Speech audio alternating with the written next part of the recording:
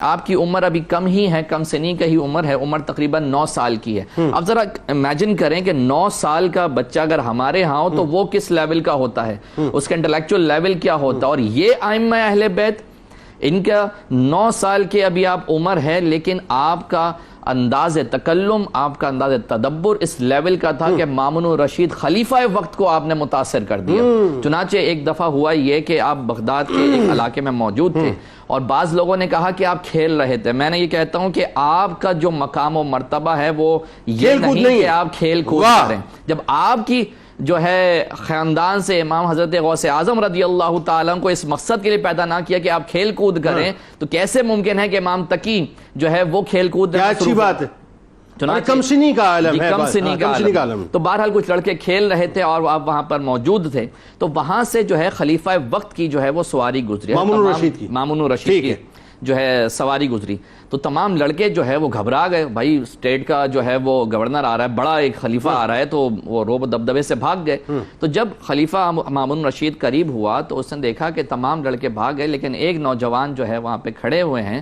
تو سوال کیا کہ بیٹا آپ کیوں نہیں گئے؟ تو سارے چلے گئے۔ تو حضرت امام تقی رضی اللہ تعالیٰ نے جواب دیا کہ میرے کھڑے ہونے سے تمہارے راستے میں کوئی تنگی نہیں آئے گی، اور نہ میرے چلے جانے تمہارا راستہ کشادہ ہو جائے گا، اور نہ ہی میں نے کوئی ایسا کام کیا ہے کہ میں مجرم ہوا۔ میرا تمہارے بارے میں اس نے ظن یہ ہے کہ تم ظلم نہیں کرتے۔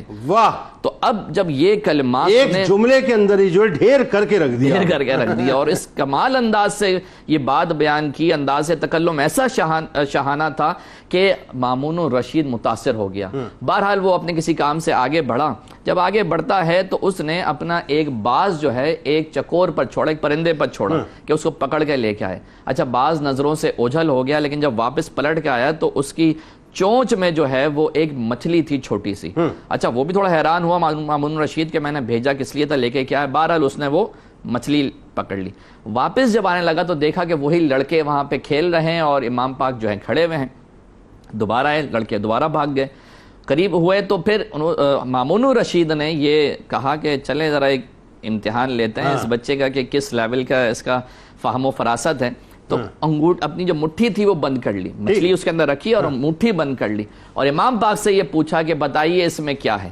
اب یہاں ذرا سے وہ آپ منظر ذہن میں لے کے آئے کہ جب ابو جہل نے بھی کنکریہ جو ہیں وہ اپنی مٹھی میں لے کے حضور جان عالم علیہ السلام نے سوال کیا، تو حضور نے فرمایا کہ میں بتاؤں تمہاری مٹھی میں مجھ سے کیا پوچھتے ہو، اس سے پوچھو، جو تمہاری مٹھی میں وہی بتائے گا کہ میں کون ہوں۔ تو اس کنکریوں نے گواہی دی کہ آپ رسول اللہ صلی اللہ علیہ وسلم ہیں۔ تو بہرحال مامون الرشید نے جب سوال کیا تو حضرت امام تقی رضی اللہ تعالیٰ عنہ کو جو اللہ پاک کی بارگاہ سے علم لدنی سے منور ہوئے تھے، چنانچہ انہوں نے ارشاد فرمایا کہ اللہ پاک نے اپنے دریائے قدرت میں مچھلیاں پیدا کی ہیں، اور کچھ سلاطین ہیں اپنے باز کے ذریعے وہ مچھلیوں کو پکڑ لیتے ہیں اور اہل بیت رسالت سے پھر سوال کرتے ہیں، ان کا امتحان لیتے ہیں ان کے علم کا کہ اس میں کیا ہے۔